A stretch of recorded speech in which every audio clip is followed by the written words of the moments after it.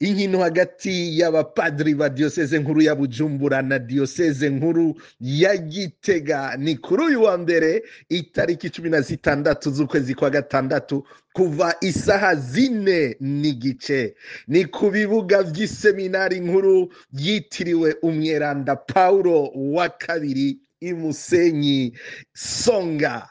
Ni mu ntumbero yo kubandanya bigina imyaka 100 y'ubusaserdoti busuku muri ekleziya ishashe mu Burundi. Bakristo namwe mwese mukunda inkino muri mu gisagara ca Gitega no mu micungararo y'iseminari nkuru yitiriwe umweranda Yohani Paulo wa kabiri ngaho Isonga, murahawe ikaze muri zo nkino nyeranda, inkino z'urukundo, inkino ziteka. Umwepiskopi mukuru w'Igitega ati kaze mwirabire akatabonetse kandi mushigikire abasaserdoti banyu.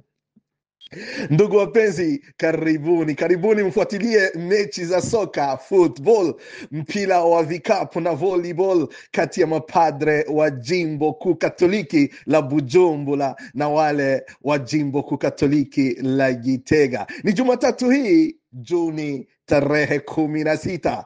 Ndugu wapenzi, karibu kwenye viwanja vya seminari kuu ya Mtakatifu Yohane Paulo wa pili iliyopo uko Songa. Itakuwa changamoto. Karibu tena. Kwa niaba ya Axia Vibes TV tutakuwa na mama Sandrine atayotupeperushia changamoto hiyo katika hii ruminga yetu ya Axia Vibes TV.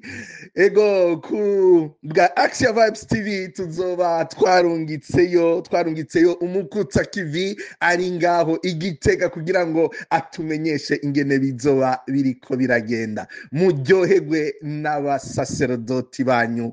Ni Axia Vibes TV, iteka ryawe, iteka ryanje, iteka ryacu, ukwemera kuvyara ubuzima. Inkino ziravukanisha, zivyara ubuzima. Bye bye.